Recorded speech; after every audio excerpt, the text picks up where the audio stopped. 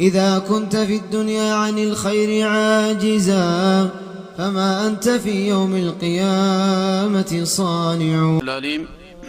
من الشيطان الرجيم. بسم الله الرحمن الرحيم. الحمد لله رب العالمين، الصلاة والسلام على نبيه الصادق الأمين نبينا محمد صلى الله عليه وسلم وعلى آله وصحبه أجمعين. أما بعد،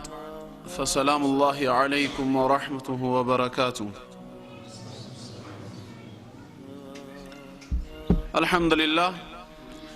يا أملاكاتنا الله فقاد هونو በዚህ በተከበረው ቅዱስ ቤቱ ለሁለተኛ ጊዜ ተገናኝተናል። አልহামዱሊላህ ኢንሻአላህ ያው ዛሬም የአምላካችን የአላህ ፍቃዱ ከሆነ ባለን ሰዓት ውስጥ አጠር ያለ መልእክት አስተላልፍላችኋለሁ። የመጀመሪያ ግንኙነታችን ላይ ካስታወሳችሁ እስላም ብቸኛው መለኮታዊ ሃይማኖት የሚለው ርዕስ ነበር አይደል የተመለከትነው እና በወቅቱ እስላም የነቢያት ሁሉ ሃይማኖት መሆኑን ሰው የተፈጠረበት መንገድ አምላካችን አላህ በዱንያም ሆነ በአኺራ እውቅና የሰጠው ብቸኛው ዲን እስላም ነው የሚለውን ሰፋ ባለ መልኩ ተመልክተናል። ዛሬ አላህ ፍቃዱ ከሆነ የምናየው አስባቡል መግፊራ የኃጢአት ስርየት የኃጢአት ይቅርታ የምናገኝባቸው መንገዶች ወይም ደግሞ የመዳኛ ሰበቦች በእስላም ምንድናቸው የሚለው ነው። አንድ ሰው እስላም ብቸኛ መለኮታዊ ሃይማኖት መሆኑን ካረጋገጠ እሱም የተፈጠረው በእስላም ጎዳና ላይ መሆኑን ካመነና አላህ ከኛ ከሰዎች የሚፈልገው ዲነል እስላምን ብቻ ይዘን እንድንመጣ ከሆነ የደህንነት ጎዳናዎችን ሊያውቅ ግድ ነውና እንዴት እድናለሁ የሚለውን ጥያቄ ማንሳት ይኖርበታል ማለት ነው። ሰው የሚድነው በምንድነው? በዛው ተቃራኒ የሚጠፋውስ?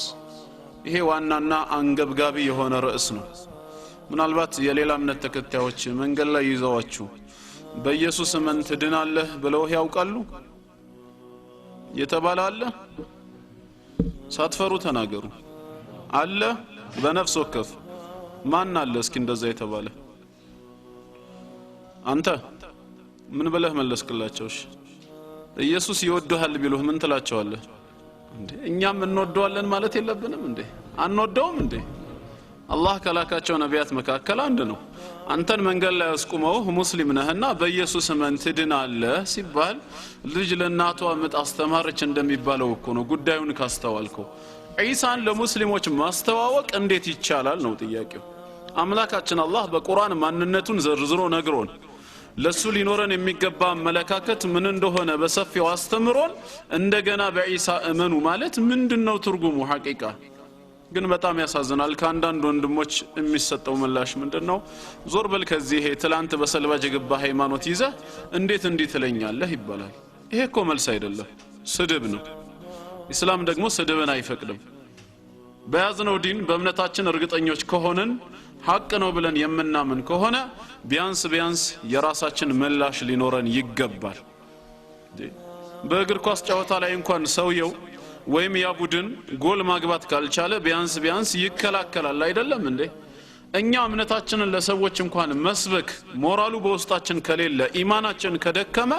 ሰው መጥቶ ግን ወደሱ ኩፍር ሲጠራን ዳዕዋ ሲያደርግብን የምንከላከልበት ነገር ግን ሊኖረን ይገባል። በኢየሱስ እመን ትድናለህ ከተባልክ እኔማ አመኛለሁ በኢየሱስ አንተ ነህ ያላመንከው ልትለው ግድ ነው። አላህ ገልጾታል፣ ከድንግል የተወለደ ነው። ይሄም የአምላካችን የአላህ ሥራ ነው። ለእስራኤል ልጆች ነብይና መልእክተኛ ሆኖ የተላከ ነው። በአፈጣጠሩ ግን እንደኛው ሰው ነው። ከዛ ውጪ ሌላ ሰውም ወይም አምላክ የሚል የተዛባ አመለካከት አልይዝም። ባይሆን አንተ በሱ ላይ ያለህን አመለካከት አስተካክለ ተብሎ ሊመከር ወደ እስላምም እንዲመጣ ዳዕዋ ሊደረግለት ይገባል። ዒሳ አለይሂ ሰላም ይወደሃል ከተባለ አዎ እኔም በጣም እወደዋለሁ የሚል ምላሽ ነው ልንሰጥ የሚገባው። ምክንያቱም የአላህ ነብይ ነው። በኒ እስራኤሎችን ከነበሩበት ጨለማ ወደ ብርሃን ሰበብ ሆኖ እንዲያወጣቸው ከአላህ ዘንድ ተልኳል ማለት ነው። እና ይሄንን አሁን እናንተን መጠየቅ የፈለኩት ምንድነው የደህንነት ጉዳይ በሚነሳበት ሰዓት ወይ ምናልባት አንዳንድ ሙስሊም ወንድሞች ከካፊሮች ጋር ወደ ዲን الاسلام ዳዕዋ ለማድረግ ስትወያዩ ስለ ደህንነት ከሆነ ርዕሱ ማን ነው የሚድነው የማይድነውና የሚጠፋውስ ማን ነው የሚለው ነጥብ ለማወቅ ኢንሻአላህ ይሄንን ርዕስ ይዤዋለሁ ማለት ነው ስለዚህም የኃጢአት ስርየት የምናገኝባቸው መንገዶች ወንጀል የሚታጠብበት ዘላለማዊ ህይወትን ወይም ጀነትን አላህ ይወፍቀን ይህን ደህንነት የምንጎናጸፍባቸው ነገሮች በእስላም ምንድናቸው የሚለውን አላህ ፍቃዱ ከሆነ ዛሬ እንመለከተዋለን ማለት ነው ለዚህ ሐሳብ ጠቅለል ባለ መልኩ በአንድ የቁርአን አየት በአንድ የቁርአን አንቀጽ ላይ የደህንነት ጎዳናዎች አራት መሆናቸው ተጠቃሎ ቀርቦልናል አላህ በሱረቱ ጣሃ ማዕራፍ 20 ቁጥር 82 ላይ ሲናገር وإني لغفار لمن تاب وآمن وعمل صالحا ثم اهتدى وإني لغفار أنا يقربا يهونكኝ ምህረተ ሰፊ የሆንኩ አምላክ ነኝ لمن تاب በመጸጸት ወደኔ ለተመለሰ ንስሐ ለገባ ተውበት ላደረገ وآمن ከዛም እምነቱን ይበልጥ ላጠናከረ وعمل صالحا በእምነቱም ላይ መልካም ስራዎችን ላስከተለና ثم اهتدى በዛም ቅን ጎዳና ላይ እስከ ፍጻሜው የጸና እስቲቃማ ኖሮት እስከ ዕለተ ሞቱ ድረስ የትኛውም ያህል መስዋዕትነት ከፍሎ እምነቱን ላለማስወሰድ ማለት ነው በጠላቶች እስከ መጨረሻው ጽናት ላደረገ ሰው እኔ ምህረተ ሰፊ የሆንኩ አምላክ ነኝ ይላል አምላካችን አላህ እናም በዚህ አየት ላይ እንግዲህ አራት የደህንነት ጎዳናዎች አሉ እነዚህን አራት ነጥቦች ነው የምንመለከታቸው ማለት ነው ጌታችን ገና ሲጀምር ምንድነው ያለው ወኢኒ ለገፋሩን እኔ ምህረተ ሰፊ የሆንኩኝ ይቅርባይ አምላክ ነኝ ይላል አምላካችን አላህ ገፉሩ ረሂም ይቅርባይና አዛኝ ጌታ መሆኑን በቁርአን ውስጥ በብዙ አይነት መልኩ ገልጾልናል ገፋር ወይም ደግሞ ገፉር በሚለው ቅዱስ ስሙ በቁርአን ውስጥ ከ7 ጊዜ በላይ ተጠቅሶ ነው የምናገኘው ተዋብ የሚለውም ስሙንም እንደዚሁ አፉ ወሚልም ደግሞ ስም አለው ገና ከመንደርደሪያው ያንተን የምህረት ጥያቄ ሳይሰማ በረህመቱ ብቻ ይቅር የሚል ማለት ነው እንደዚሁም ደግሞ አላህ ምንድነው አርራህማን ነው እዝነቱ ለሙስሊሙም ለካፊሩም ኸልቁን ሁሉ ያጠቃለለ ለፍጡራሉ ሁሉ አዛኝ የሆነ አምላክ ነው ስለዚህም ኢንሻአላህ በዚህ ምህረት ላይ ተጠቃሚ እንድንሆን የአላህን ምህረት ለማግኘት ምን መስፈርት ማሟላት አለብን በተባለው ላይ የመጀመሪያ መስፈርት ሆነ የቀረበው ወኢኒ ለገፋሩን ሊመን ታብ በመጸጸት ወደኔ ለተመለሰ ሰው ይላል ተውበት ማለት ነው ማንኛውም ሙስሊም በየትኛውም ሰዓትም ይሁን በየትኛውም ሁኔታ ላይ እያለ ወደ አላህ ተውበት ሊያደርግ ሊመለስ ግድ ነው ማለት ነው ከየትኛውም አይነት ወንጀል ከየትኛውም አይነት ጥፋት መመለስ አለብን ችኩልነት ከሸይጣን ቢሆንም 5 ነገሮች ላይ ግን ማለት ነው መቸኮል ይገባናል ተብሎ እንደተመከርነው ከአምስቱ አንዱ ከወንጀል ተውበት ለማድረግ ነው ምክንያቱም እምንኖረው ህይወት በተስፋ ነው በዋስትና የተሰጠን ምንም ነገር የለም ህይወት ያለው በአምላካችን በአላህ እጅ ነው ያ ነገር ጊዜው አልቆ ማለት ነው فاذا جاء اجلهم لا يستاخرون ساعه ولا يستقدمون ከፊትም ሆነ ከኋላ የተወሰነ ሰዓት ሴኮንድም እንኳን ቢሆን ወደ ኋላም ሆነ ወደፊት መዘግየትና መቆየት የለም ሩሃቸው ይወሰዳል ባለው መልኩ ማለት ነው ይሄን በተስፋ የምንኖረው ህይወት የሆነ ቀን ላይ መጥቶ ዱንያን ተሰናብተን ወደ አኺራ ከመሄዳችን በፊት ተውበት ልናደርግ ይገባናል ማለት ነው ተውበት የመጀመሪያው የኃጢአት ስርየት የምናገኝበት መስፈርት ነው ማለት ነው መንግስተ ሰማያት ቀርባለች ንስሐ ግቡ እየተባለ በየመንገዱ በሌላ እምነት ተከታዮች ስንሰበክ ነው የምንሰማው ይሄ አየት ግን መሰረቱ የት ነው ከተባለ በቁርአን ውስጥ ያለ ሐሳብ ነው ስለዚህ ቁርአን ይሄንን በግልጽ ስለሚናገር ገና መንግስተ ሰማያት ቂያማ ቀን ከመድረሱ ሳይሆን እያንዳንዱ ሰው በነፍስ ወከፍ ማለት ነው ገርገራ ላይ ጣረሞት ከመግባቱ በፊት ወደ አላህ ተውበት መግባት እንዳለበት ነው ቁርአን የሚናገረው በዚህ ጉዳይ ላይ ብዙ የቁርአን አንቀጾች አሉ በሱረቱ ኑር ማዕራፍ 24 ቁጥር 31 ላይ وتوبوا الى الله جميعا ايها المؤمنون لعلكم تفلحون ሁላችሁም ትድኑ ፍላጎታችሁን ታገኙ ዘንድ በመጸጸት ወደ አላህ ተመለሱ ነው የሚለው ሁላችሁም በመጸጸት ተውበት አድርጉ ይሄ ማለት فاذا تبتم ንስሐ ከገባችሁ ተውበት ካደረጋችሁ አፍላህቱም ፍላጎታችሁን አገኛችሁ ማለት ነው ወነጃህቱም ወሰዒድቱም في الدنيا والآخرة በዱንያም ሆነ በአኺራ ዘላለማዊ እድለኝነትን በማግኘት ትልቅ እድልን ተጎናጸፋችሁ ማለት ነው ስለዚህም ሁላችሁም ተውበት አድርጉ ይላል وقال تعالى በሌላም ስፍራ ምን ይላል يا ايها الذين آمنوا እናንተ በእኔ ብቸኛ ጌትነት ያመናችሁ ምእመናን ባሮቼ ሆይ توبوا الى الله توبة نصوحا እውነተኛ ምህረት ሊያስገኝ የሚችል የሆነው ንስሐ ወይንም ተውበት በማድረግ ወደ አላህ ተመለሱ ትክክለኛ ተውበት መስፈርቱን በመሟላ መልኩ ካደረጋችሁ عسى ربكم ان يكفر عنكم سيئاتكم አላህ ከናንተ ላይ ወንጀላችሁን ሊያብስላችሁ የተረጋገጠ ነው እንደዚሁም ደግሞ ወይድኺለኩም ጀናቲን ተጅሪ من تحتها الانهار ከስሮቿ የተለያዩ አይነት ጅረት የምትፈስባት የሆነቿን ጀነት ሊያስገባችሁም ቃል ኪዳን ገብቶላችኋል ይህንን ማግኘት ከፈለጋችሁ ሁላችሁም ወደ አላህ እውነተኛ ምህረት ሊያስገኝ የሚችለውን ተውበት በማድረግ ተመለሱ እያለ ነው አምላካችን አላህ ስለዚህም የኃጢአት ስርየትን ማግኘት ዘላለማዊ ጀነትን መጎናጸፍ እውነተኛ መስፈርቶችን አሟልቶ ወደ አላህ ተውበት ያደረገ ሰው ነው ማለት ነው ያው የመስኩ ምሁራኖች ዑለማዎች እንደገለጹት ተውበት አድራጊ የሆነ አካል ተውበቱ ትርጉም እንዲኖረውና ትክክለኛ እንዲሆን የአላህን ትእዛዝ ተዳፍሮ ከሆነ ወንጀሉ የአላህን ትእዛዝ በመጣስ የተፈጸመ ከሆነ ሶስት መስፈርቶችን በማሟላት ወደ አላህ ተውበት ማድረግ ይችላል ነው ከነዚህ ሶስት መስፈርቶች የመጀመሪያው ምንድነው ኢቅላዕ ያንን የሚሰራውን ነገር ወዲያውኑ ማቆም ወንጀሉን እየሰራ ወንጀሉን እየፈጸመ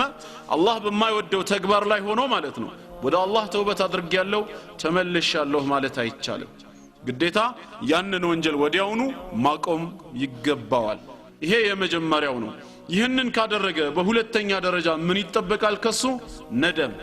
ጸጸት ይጠበቃል ማለት ነው የሰራው ስራ ኸይር ስራ ሆኖ ለሱ እንደ ጀብድ ተሰምቶት ሊያወራው አይገባም ማለት ነው የአላህን ትእዛዝ በመዳፈሩ በአላህ ዲን ላይ ወሰን በማለፉ ጥፋተኛ መሆኑ ሊሰማው ሊጸጸት ይገባል ይህንን ካሟላ በሶስተኛ ደረጃ ደግሞ አዝም ቆራጥነት ሊኖር ያስፈልጋል ካሁን በኋላ ወደዚህ ወንጀል ዘላለም አልመለስም ብሎ ውሳኔ ሊወስን ግድ ነው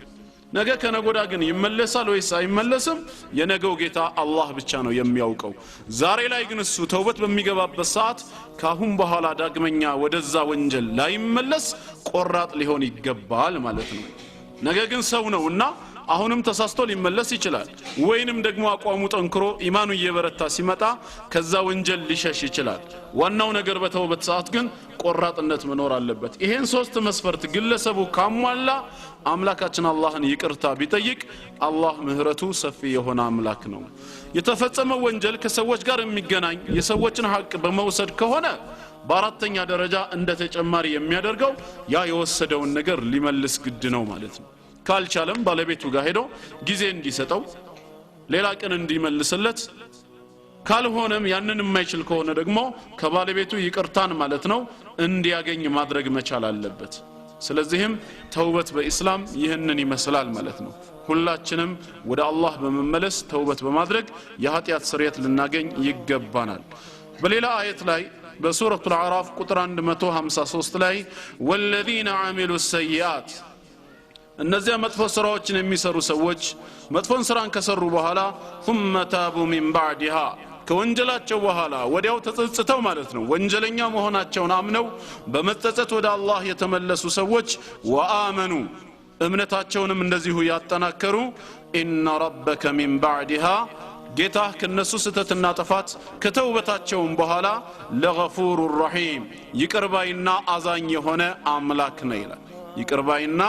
አዛኝ የሆነ አምላክ ነው ስለዚህም አላህ ተውበትን ተቀባይ የሆነ ጌታ ነው عن ابي هريره رضي الله عنه قال سمعت رسول الله صلى الله عليه وسلم يقول يا الله ملكتنيا እንዲህ ብለው ሲናገሩ ሰምቻለሁ አሉ ምን አሉ والله በጌታዬ በአላህ ይሁንብኝ በአላህ እምላለሁ اني لا استغفر الله واتوب اليه እኔ አላህን ማለት ነው ይቅርታ ጠይቀዋለሁ ወደሱም ተውበት በመግባት ንስሐን በማድረግ እመለሳለሁ في اليوم اكثر من 70 مره በአንድ ቀን ውስጥ ከ70 ጊዜ በላይ የትኛውን ወንጀል ፈጽመው የትኛውን ጥፋት አድርገው እንደው በግድ ሰው ናቸውና ጥፋት ይሰራሉ ብለን እንኳን ብንጭንባቸው አላህ ይገባላቸው ቃል ኪዳን ليغفر لك الله ما تقدم من ذنبك وما تأخر ከዚህ በፊት ያለውንም ካሁን በኋላ እስክትሞት ያለውንም ጥፋትህን እንኳን ይቅር ብያለሁ ምሬሃለሁ ብለው ቃል ይገባላቸው ነብይ ናቸው ለዚህ ነው ለይለ ላይ ቆመው ማለት ነው ሰላት ሲሰግዱ ከመቆማቸው ብዛት የተነሳ ተረከዛቸው ያብጥና ማለት ነው እስኪ ፈነዳ ይቀርብ ነበር ባለቤታቸው አይሻ ረዲየላሁ ዐንሃ ጉዳዩ አሳስቧት ለምንድነው ይሄን የሚሰሩት ብላ ጠይቃ ነበር አላህ ስተቶትን በተቀላላ ይቅር ብያለሁ ብሎ ቃል ከገባለት ይሄውሉ ስግደት ይሄውሉ መከራ ለምንድነው ብለው ሲጠይቋት ነብያችን ሰለላሁ ዐለይሂ ወሰለም ሲጠይቅ ምን አላቱሳ አፈላ አኩነ አብደን ሸኩራ ታዳን ያመስገኝ ባሪያ መሆን የለብኝም አሉ አላህ ይሄን ቃል ኪዳን ከገባልኝ ሙሉ ስተትህን ይቅር ብያለሁ ካለኝ እኔስ በበኩሌ የድርሻዬን ማመስገን የለብኝም ወይ አሉ ለአላህ የነበራቸው ፍቅር ነበር ማለት ነው እንደዛ ሲደረጋቸው የነበረው ለአላህ የነበራቸው ውዴታ ከዛው እንግዲህ በቀን 70 ጊዜ ተውበት አደርጋለሁ ብለዋል ከ70 ጊዜም በላይ ነው የሚለው በሌላ ዘገባ 100 ጊዜም አደርጋለሁ ብለዋል እኛስ ጥፋተኞቹ ወንጀለኞቹ ማለት ነው ምን ያህል ተውበት ማድረግ እንዳለብን ሞዴል ሆነው ሊያስተምሩን ነው ማለት ነው እንግዲህ እዚህ ላይ እንጂ 70 ወንጀል እሳቸው እየፈጸሙ አይደለም በሌላም ስፍራ እኛ ተውበት ብናደርግ ንስሐ ብንገባ ማለት ነው በእኛ ተውበት አምላካችን አላህ እንደሚደሰት ምህረቱ ሰፊ መሆኑን በአንድ ምሳሌ የገለጹልን ነገር አለ ኢማሙ ሙስሊም በዘገበው የሐዲስ ሰንሰለት ላይ ነው ነብያችን አለይሂ ሰላቱ ወሰለም ምን ይላሉ ለላሁ አሸዱ ፈረሐን ቢተውበት عبده حين يتوب اليه አላህ በባሮቹ ተውበት እጅግ ይደሰታል ባሪያ ተጸጽቶ ወደ አላህ በተመለሰ ተውበት በገባ ሰዓት አላህ በባሮቹ ተውበት ይደሰታል ይሄን ደስታውን ሲገልጹ በምሳሌ ምናሉ من احدكم كان على راحلته بارض فلات ከናንተ ውስጥ አንዳችሁ ለጥባለ በረሃ ላይ ማለት ነው በሜዳ ላይ ግመሉን ይዞ ይጓዝ ነበር ሰውየው እየተጓዘ ያለ ፈንፈለተት ሚን ከዚህ ሰው ተፈረጥጣለች ግመሊቷ ታመልጣለች ያጋጣሚ ጉዳይ ይሆንና وعليها طعامه وشرابه የሰውየው ምግቡና መጠጡ ግመሏ ላይ ነበር ሚበላውንም ሚጠጣውንም ይዛበት ቀጥታ ሄደች ማለት ነው ቀጥታ ሄደች እንዴት አድርጎ ያገኛት በረሃ ነው ስለዚህም فايس منها ከሷ ተስፋ ቆረጠና فاتى شجره فاضطجع في ظلها ወደ አንድ ዛፍ ስር መጣና በጥላዋ ስር ተጋደመ እንቅልፍም ሸለብ አደረገው وقد ايس من راحلته መጋለቢያውን ግመሉን ካሁን በኋላ አገኛለሁ የሚል ተስፋ አልነበረውም ተስፋ ቆርጧል فبينما هو كذلك ሰውየው በዚህ መሃል ያለ ያምላካችን ያላህ ተአምር ይሆንና اذ هو بها قائمه عنده ሲነቃ አጠገቡ ቆማ ያገኛታለችን ግመል الله ملسولت ማለት ነው ወዲያውኑ فاخذ بخطامها فقال من شده الفرح لغامون ይዝና ከደስታ ብዛት የተነሳ ምን ይላል اللهم انت عبدي انا ربك الله ሆይ አንተ ባሪያዬ ነህ እኔ ጌታህ ነኝ አለ ሰውየው ማለት የፈለገው الله ሆይ እኔ ባሪያህ ነኝ አንተ ጌታዬ ነህ ሊል ነበር ነገር ግን በወቅቱ የተደሰተው ደስታ ወሰን ስላልነበረው ንግግሩን እንኳን መቆጣጠር አላስቻለውም ነበር ማለት ነው ሰውየው ደስታው እንግዲህ ምን እንደሚሆን ሁላችሁም አስቡት አላህ በባሮቹ ተውበት ከዚህ ሰው የበለጠ ይደሰታል ተብሎ ነው የተነገረው አላህን ማስደሰትስ በራሱ ኸይር ነገር አይደለም ተውበት ብንገባ ተጠቃሚ የምንሆነው እኛ ነን ባንገባም ደግሞ የምንጠየቀው የምንጎዳው እኛው ነን በአምላካችን አላህ ማንነት ላይ ምንም የሚያመጣ ነገር የለም ራሱን በምሳሌ ነግሮናል አጠቃላይ የአደም ዘሮች ሰዎችም ጅኖችም ሁላችሁም ተሰብስባችሁ ነው ያለው ሰው የተባለ ነገርና አጠቃላይ የጅኒ ስብስብ ሁሉ ተሰብስቦ ልክ አላህን እንደሚፈራ እንደ ነብያችን ሰለላሁ ዐለይሂ ወሰለም ልብ ማለት ነው እንደሳቸው ልብ ሆናችሁ ሁላችሁ ምንን ብትፈሩኝ ما زاد ذلك في ملك شيئا ይሄ ተቀዋችሁ ይሄንን የማምለካችሁ ሥርዓት በኔ ንግስና ላይ ምንም የሚጨምረው ነገር የለም ማለት እኔ ነኝ ይያለ ነው ጥንትም አላህ ነው ዛሬም ወደፊትም እሱ ነው የናንተ ዒባዳ የናንተ አምልኮ በኔ ላይ ምንም የሚጨምረው የለም በተቃራኒው ደግሞ ማለት ነው ቀልቡ የደረቀ ሰው ልክ እንደ ፊርዓውን ሆናችሁ ማለት ነው ለዓነቱላሂ ዐለይሂ አጠቃላይ ሰውም ጂኑም እንደሱ ልብ ቢሆን በኔ ንግስና ላይ ምንም የሚቀንሰው የለም ልክ መርፌ ባህር ላይ ተወርሮ ከባህሩ ሲወጣ ከባህሩ ውሃ ላይ የሚያጎድለውን ያክል እንጂ ይላል ምን ያህል ያጎድላል ተብሎ ቢጠየቅ ምንድነው የሚባለው? ረጥቦ ይወጣል እንጂ ምን ውሃ ይዞ ይወጣል? ከአምላካችን ከአላህ ንግስና ላይ ምንም የሚቀንሰው የለም። ሰው ወደ አላህ ተውበት መግባቱና ለመግባቱ ጥቅሙና ጉዳቱ ለራሱ ነው እንጂ ለአላህ አይደለም። አላህ ግን በእናንተ ተውበት እኔ ደሰታለሁ ይላል ከመሐሪነቱ አንፃር። ስለዚህ ሁላችንም ጥፋተኛ መሆናችንን አምነን ተውበት ልናደርግ ግድ ነው ማለት ነው። ይሄ የምህረት በር እስከ መቼ ነው ለሚለው ደግሞ በእስላም ተውበት በሩ እጅግ የሰፋ መሆኑ በነቢያችን አለይሂ ሰላቱ ወሰላም አንደበት በሰፊው ተገልጿል። ምን ብለው አስተምረውናል? ኢነላህ የብሱጡ የደሁ ቢልለይል ሊየቱበ ሙሲኡ ነሃር። አላህ በሌሊት የራህመት እጁን ይዘረጋል አሉ። በቀን ወንጀል ሲሰሩ ያመሹ ሰዎችን በሌሊት ተነስተው እባክህ ጌታዬ ማረኝ ካሉት ሊምራቸው የራህመት እጁን ይዘረጋል። ወየብሱጡ የደሁ ቢነሃር እንደዚሁም በቀንም የራህመት እጁን ይዘረጋል። ሊየቱበ ሙሲኡ ለይል በሌሊት ወንጀል ሲሰሩ ያደሩ ሰዎችን ቀን ላይ ጥፋተኝነታቸው ተሰምቷቸው እባክህ ጌታችን ማረን ይቅር በለን ካሉ አላህ ይቅር ሊላቸው። እስከ መቼ ነው ይሄስ? ለአንድ ቀን ወይ ለአንድ አመት? ሐታ ተጥሉዐ ሸምሱ ሚን መግሪቢሃ ፀሐይ ከመጥለቂያዋ ከምዕራብ ብቅ እስክትል ድረስ አሉ። ይሄ ማለት በሌላ መልኩ እስከ መቼ ማለት ነው? ቂያማ እስኪቆም ድረስ ማለት ነው። ቂያማ እስኪቆም በነፍስ ወከፍ ደግሞ ለአንድ ሰው እስከ መቼ ነው? ኢነላህ የቅበሉ ተውበተ ልዓብድ ማ ለም ዩገርግር። አላህ የባሮችን ተውበት የባሮችን ንስሐ ጣዕረ ሞት ውስጥ እስካልገባ ድረስ ይቀበላል ነው ያለው። እንግዲህ የተሰጠንን የተውበት የጊዜ ስፋትን ስንመለከተው ከራህመቱ ጋራ ወላሂ ምንኛ ታላቅ እድል ነው። በዚህ እድል መጠቀም የማይችል ሰው ደግሞ በዛው ተቃራኒ ምን አይነት እድል ቢስ ቢሆን ነው? ሰው ሲተኛ 6 ሰዓት ወይም ከዛ በላይ እንቅልፍ ይተኛል ለዛን ያህል ጊዜ ማለት ነው። ቀንም ሲሰራ እንደዛው ዒባዳ በሚያደርግበት ሰዓት ግን 5 ወቅት ሰላቶች እንኳን በግዴታነት የተደነገጉት በደቂቃ ቢሰሉ ከአንድ ሰዓት ይበልጣሉ እንዴ? ከ24 ሰዓት ውስጥ አንድ ሰዓቱን ለኔ ዒባዳ አድርግበትና የቀረውን 23 ሰዓቱን ማለት ነው ለራስ ሰጥቻለሁ ብሎ አላህ ሲሰጥ ምን አይነት ሰዎች ነን? እንደው ምን አይነት እድለቢስስ ብንሆን ነው ይሄን ማንጠቀምበት? ስለዚህ ሁላችንም የአላህን የራህመቱን ስፋት ልናውቅ ይገባናል። ያ ከመሆኑ ጋር ግን እስከዛሬ የምንሰራው ጥፋት እስከዛሬ የሰራነው ወንጀል ተስፋ ግን ሊያስቆርጥ አይገባም። ሙስሊም ተስፋ አይቆርጥ። ምናልባት በውጭ ሲባል የምንሰማው በተቃራኒው ነው አይደለም? ሌላ አካል ተስፋ አይቆርጥም ሲባል ሰምተን ሊሆን ይችላል። ሐቂቃ ግን መሆን ያለበት ሙስሊም ተስፋ አይቆርጥም ነው የምንለው። ይሄ ከሌሎች የተዋስነው ከሌሎች የኮረጅነው ቃል አይደለም ወይ ብሎ ሌላው ወንድም ቢጠይቅ አይደለም፣ ባይሆን ከኛ ተኮርጆ ሊሆን ይችላል። ክርስቲያን ተስፋ አይቆርጥም የሚል ጥቅስ መጽሐፍ ቅዱስ ውስጥ አለ ወይ ብለህ ልትጠይቅ ይገባል። ክርስቲያን የሚለው ስም ራሱ 3 ቦታ ነው የተጠቀሰው።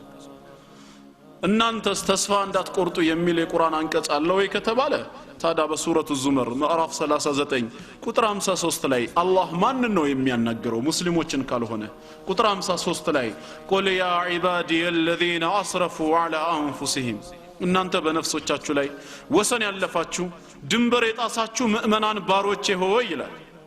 ላ ተቅነጡ ሚን ረሕመቲላህ መቼም ይሁን መቼ ከአላህ እዝነት ተስፋ አትቁረጡ ነው የሚለው። ተስፋ እንዳንቆርጥ እየነገረን ያለን አንድ የመስጂድ አስተማሪ ኢማም ወይም ሌላ ሰው ሳይሆን ማን ነው? መሐሪው አምላካችን አላህ ራሱ ነው። ከኔ ረህመት ከኔ እዝነት ተስፋ አትቁረጡ። ኢነላህ የግፊሩ الذنوب جميعا አላህ ኃጢያቶችን ወንጀሎችን በጠቅላላ ይምራል ነው የሚለው። አላህ የማይምረው ወንጀል የለም። ለምን ከተባለ ከሱ ረህመት ጋራ የሚስተካከል ወንጀል ሰው ሊሰራ አይችልምና ማለት ነው። ኢሳ አለይሂ ሰላም ጌታ ነው ፈጣሪ ነው ከማለት የበለጠ ወንጀል አለ በዚህ ዱንያ ላይ? የለም እኮ። ከዚህ የበለጠ ምንም አይነት ኩፍር ወንጀል ሊኖር አይችልም። በዛ እምነት ውስጥ የነበረ ሰው ግን ተውበት አድርጎ ተጸጽቶ ወደ አላህ ግን ሲመለስ አልኢስላሙ የጅቡ ማ ቀብለሁ ብሎ ነብያችን ሰለላሁ ዐለይሂ ወሰለም እንዳስተማሩት ከዚህ በፊት የነበረው ሙሉ ህይወቱ ታድሶ ገና እንደተወለደ አዲስ ሕፃን ይሆናል ማለት ነው። አስፈላጊም ከሆነ አላህ በቁርአኑ ቃል እንደገባው ይበድሉላሁ ሰይአቲሂም ሐሰናት ጭራሽ ወንጀላቸውን መልካም ስራ አድርጎ የሚቀይርላቸውም አሉ። ምን አይነት ረህመት ነው! ስለዚህ የጌታችን ረህመት ከሰዎች ወንጀል ሁሉ ይበልጣል ነው። ከሱ ረህመት ጋር ሊስተካከል የሚችል ወንጀል ሰው መስራት አይችልም። ከዛ ወንጀሉ ግን ተውበት አድርጎ የገባ ሰዓት ከአላህ እዝነት ተስፋ ሊቆርጥ አይገባም። አላህ መሐሪ ነው እያለ ራሱ እየገለጸልን ነው። ስለዚህ ሙስሊም ተስፋ አይቆርጥም። ካፊር ነው ተስፋ የሚቆርጠው። የጌታችንን ረህመትማ ስፋቱን ትልቅነቱን አይደለም በአላህ ያመኑ ሙእመናን ባሮች ሙስሊሞች ይቅርና ካፊር ቢያውቀው ኖሮ ምንድን ነበር የሚሆነው ነው የተባለው ኢማሙ ሙስሊም በዘገቡት የሐዲስ ሰንሰለት ነብያችን አለይሂ ሰላቱ ወሰላም ለው يعلم الكافر ما عند الله من رحمة ካፊር አላህ ዘንድ ያዘጋጀውን ምህረቱን ስፋቱን ትልቅነቱን ቢያውቅና ቢረዳ ኖሮ ما قنط احد من جنته አንደኛቸውም ቢሆን ከጀነቱ ተስፋ አይቆርጥም ነበር ካፊር እንኳን ጀነት ይገባለሁ ይል ነበር ከአላህ ረህመት ስፋቱ የተነሳ ማለት ነው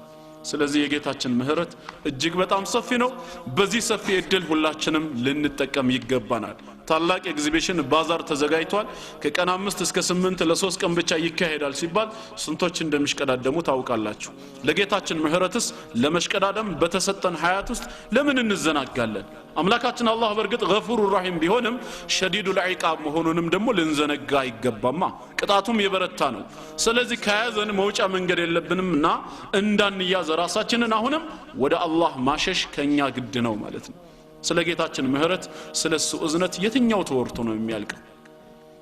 ለዚህ ነው ሐዲስ አልቁድሲ ላይ ራሱ አምላካችን አላህ የብነ አደም የአደም ልጅ ሆይ ይላል እያንዳንዳችንን ሲያናግረን ለው በለገት ذنوبك امام السماء ወንጀልህ ተከምሮ ሰማይ ጣራ ላይ ቢደርስ ነው የተባለው እንግዲህ ከዚህ እስከ ሰማይ ርቀቱን አስቡት መቼ ነው የምታገኙት ሄዳችሁ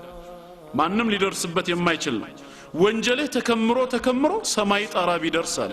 ግን አንተ ጣረቦት ገርገራ ውስጥ አልገባህም ነበርና ثم استغفرتني እባክ ጌታ ይቅር በለኝ ብለ ወንጀለኝነት ተሰምቶ ከዛም የኔን የኃጢአት ይቅርታ ምህረት ብትጠይቅ አለ غفرت لك ولا ابالي ምንም ነገር ሳይመስለኝ ይቅር ልህ ነበር ነው የሚለው አምላካችን አላህ የኔ ረህመት ደግሞ ከዛ በላይ ስለሆነ ማለት ነው ስለዚህ ሁላችንም ከወንጀላችን ተውበት እናድርግ ተውበት መግባት ጥቅሙ ለኛ ነው 99 ነፍስ የገደለውን ሰው ታቁታላችሁ አይደል መጨረሻ ላይ ግን አላህ ሊመረው ፈልጓል እስቱም በውስጡ ማለት ነው ቅሬታ ተሰምቶታል እውነተኛ ተውበት ማድረግ ፈልጎ እስኪ ሰው አመላክቱኝ ተብሎ አንድ ራሂብ ባህታዊ ያገናኙታል ጃሂል ማለት ነው ወደሱ ጠጋለና እኔ 99 ሰው ገድያለሁ فهل من توبه ታዳካሁም ባላ እውነተኛ ነሳህ አድርጌ ብመለስ አላህ ይምረኝ እንዴ ብሎ ሲጠይቃቸው እንዴት በማለት ምላሽ ይሰጡታል አይምርህም አንድ ነፍስ የገደለ የጀሃነም ነው ተብሎ እየተገለጸ 99 ሰው የማይገደለ እንዴት አድርጎ ይድናል ዛሬ ግን በእስላም ወሬው በተቃራኒ ነው አይደል የሚወራው ክርስቲያንን የገደለ ይጸድቃል ጀነት ይገባል ብላችሁ ታምናላችሁ ይሉናል ክርስቲያኖች والله አንዳንዴ ያሳዝናሉ በጣም እንደው በምን አይነት አስተሳሰብ ጭንቅላታቸውን እንደሞሏቸው ብሬን ዋሽ እንዳደረጓቸው እንደው ከስንቶች ጋር ይሄን ነገር ስዋይበት ይሄን ጥያቄ ያነሳሉ መጀመሪያ መረጃን በመንተራስ እስልምና አይደለም ለሰው ልጅ ማለት ነው ለእንስሳ ያለውን ቦታና ክብር በመግለጽ እስላም የሰው ልጅ ከዛ የተሻለ ክቡር ህይወት እንዳለው ክቡር ፍጡር መሆኑን እንደሚገልጽላቸው ነግራቸው የማይቀበሉ አሉ ግን መጨረሻ ላይ መቼም ተግባር ያሳምነዋል ብዙን ሰው እና ብዙ ጊዜ ሲገጥመኝ የምሰጠው የመጨረሻ ምላሽ ምንድነው ከጥቅሶች በኋላ በሉ እንግዲያውስ ጥያቄውን ወደ እናንተ ነው የማዞረው ምላሹን እናንተው ተሰጡኛላችሁ ቁርአን ክርስቲያንን በመግደል ጽድቅ ይገኛል ጀነት ትገባላችሁ ብሎ ካስተማረና እኛም ሙስሊሞች የቁርአኑ ተከታይ አማኞች ከሆነን እንዴት ነው እስከዛሬ እናንተ በህይወት የቆያችሁት ይሄንን እናንተው መልሱልኝ ነው ይሄ ሐቂቃ ነው ጀነት መግባት አንፈልግም እንዴ እንፈልጋለን አላህ ጀነት ለመግባት ያስቀመጠልን መስፈርት እነሱ ያሉት ከሆነ ሙስሊሙ ያንን ለማድረግ ታዳ ምንድነው የከለከለው እንዴ በብርድ ሰዓት እኮ እንቅልፉን አሸንፎ እኮ የሚነሳ ሰው ትልቅ ትግል እኮ ነው ሱብሂ ለአዛን ሲል አላህ ጠርቶኛል ብሎ በዛ ሰዓት ማለት ነው እንዴ ከሚስቱ ቅፍ ወጥቶ እንቅልፉንም አሸንፎ በዛ ብርድ ሰዓት ውዱ አድርጎ ወደ መስጊድ የሚሄደው ምን ፍለጋ ነው እንዴ የአላህ ረህመት ጀነትን አይደለም እንዴ ያ ሁሉ ከመተላፋ አንድ ጎረቤትህ የሌላ እምነት ተከታይ የሆነ ሰው ከሆነ ያን ሰው ግደለው ጀነት ትገባለህ ከተባለ ይሄን ለማድረግ ሐቂቃ የሚከለክል ነገር አለ ግን ዛሬ የሙስሊሙ ሁኔታ ሲታይ ከነሱ ጋር በእድርና በእቁብ ተሳስሮ በማህበራዊ ኑሮ አንድም ላይ እየኖረ እንደውም ሙታን ሁሉ እስከ መቀባበር ደረጃም የደረሰ ነው እንግዲህ እነዚህ ሙስሊሞች ጀነት አይፈልጉም ማለት ነው ካልሆነስ ጠላቶች የሚያወሩት ወሬ የተዛባ ምንም መረጃ አልባቢስ መሆኑን ይረዱታል ማለት ነው በዚህ መልኩ ሲነገራቸው ብዙዎቹ ይገባቸዋል እውነትም የሚል ደረጃ ላይ ይደርሳሉ ታዳ ካልሆነስ ግን ከሁሉም የሚያሳቀኝ አንድ ክርስቲያን ነው እስከዛሬ ይሄን ስነግረው ይሄንንማ እስከዛሬ ያላደረጋችሁት መንግስት ፈርታችሁ ነው አለ ከጀሃነም በላይ መንግስት ያስፈራናል እንዴ ህግ ፊት እንቆማለን እኛም ይፈረድብናል ብለን ፈርተን ከሆነ እኔ ምን ጨነቀኝ ጀነት መግባቴ ማለት ነው ከተረጋግጠልኝ አንተን በመግደሌ ካርዱ ከተሰጠኝ እድሜ ልክ እስራት አይደለም ለምን በስቅላት አልቀጣም ብሞት ወደዛ ነው አምሄደው ካርዴን ይዤዋለሁ መንግስት የነጠቀኝ ካርዴን ሳይሆን ምድራዊ ህይወቴን ነው እዛ ላይ እንግዲህ እንደሚገለጸው ኢስላም ግን ከስሙ ትርጓሜ ጀምሮ የሰላም ሃይማኖት እንደሆነ ሁላችንም የምናውቀው ነው ስለዚህ የምህረት በሩ በኢስላም እንደዚህ ነው ታዳ ይሄም ሰው 99 ነፍስ በማጥፋቱ ምክንያት ነው እንግዲህ እንዴት አንተን ይምራሃል ብሎ ምላሽ ሲሰጠው ታዳ አንተ ምን ታደርጋለህ ብሎ ራሱን ገደለው መቶኛ ሆነ ማለት ነው ግን አሁንም ቅሬታ አለበት ውስጡ ተውበት ለማድረግ ይፈልጋል ኋላ ላይ ሲጠይቃቸው አንድ ዓሊም አመላከቱት ጃሂልና ዓሊምም ያው መለያቸው ይሄ ነው ዓሊም የጀነትን ጎዳና ነው ሁሌም የሚያመላክተው ወደሱ ጠጋለና 100 ሰው ገድያለሁ አለ ግን ካሁን በኋላ ተውበት ባደርግ አላህ ይምረኛል ወይ በማለት ጥያቄ ጠየቀ ባንተ ተውበትና በአላህ ምህረት መካከል ማን ነው መጋረጃ የሚሆነው አለ ዓሊሙ ምላሽ ሲሰጠው አዎ ተውበት አድርግ አላህ ይምርሃል ነገር ግን ተውበት ካደረክ በኋላ ይሄን ወንጀል የሰራህበትን ሀገር ለቀህ ወደ መልካም ሰዎች እዚህ ቦታ ሀገር ሂደህ ከነሱ ጋራ መልካም እየሰራህ ኑር ወደዚህ ቦታ ዳግመኛ እንዳትመለስ ወደ ነበርክበት ማንነትህ ትመለሳለህና አለው እውነተኛ ተውበት አደረገ ከዛ መልካም ሰዎች ወደሚኖሩበት ሀገር ሄዶ ኸይር ስራ ማለት ነው ለመስራት ነይቶ ሲንቀሳቀስ መሃል መንገድ ላይ ሲደርስ ጊዜው ደረሰና ሩሁ ወጣ ሰውየው ሲሞት መላእክቱ الرحማንና መላእክቱ العذاب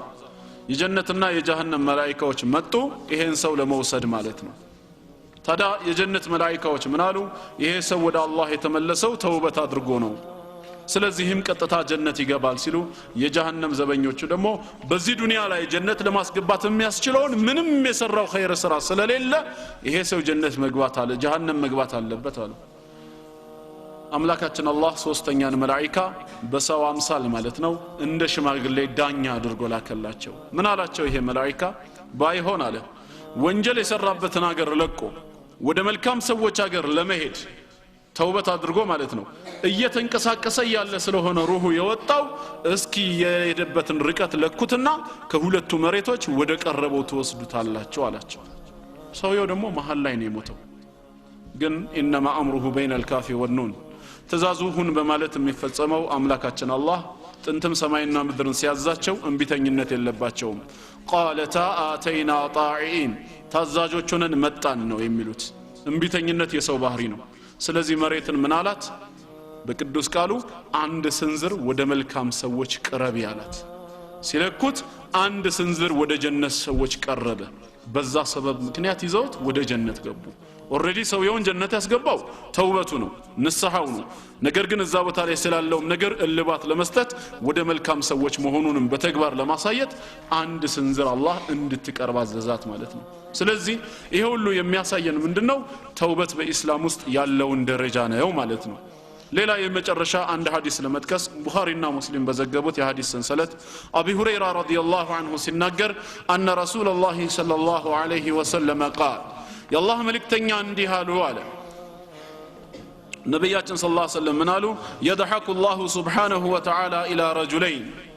አላህ በሁለት ሰዎች ምክንያት ይስቃል አሉ ጌታችን አምላካችን አላህ በሁለት ሰዎች ይስቃል يقتل احدهما الاخر يدخلان الجنه አንዱ ሌላውን ይገላዋል ገዳይም ተገዳይም ግን ነገ የውመል ቂያማ ጀነት ይገባሉ አሉ አላህ በእነዚህ ይስቃል ተገዳይ ጀነት ይገባ ሸሂድ ነው ጦር ሜዳ ላይ ያለ ካፊርን ሲታገል የአላህን ቃል የበላይ ለማድረግ ሰማዕት ሆነ ሞተ ስለዚህ ጀነት ይገባል እንዴት ነው ገዳይ ጀነት የሚገባው የሚል ጥያቄ በሰዎች አእምሮ ውስጥ እንግዲህ ምን ይሆናል ጥያቄ ይነሳል ለካ ከጊዜ በኋላ ያ ካፊር ይሰልማል እሱም ይሰልምና እሱም በአላህ መንገድ ከዚህ በፊት ገድሎት እንደነበረ ወንድሙ ጠላትን ማለት ነው ለመታገል የአላህን ቃል የበላይ ለማድረግ እሱም ይዘምታል ቀኑ ይደርስና እሱም ሸሂድ ሆኖ ይሞታል ሁለቱም ይገናኛሉ ጀነት ውስጥ ይገናኛሉ ማለት ነው ያ ተውበት አድርጎ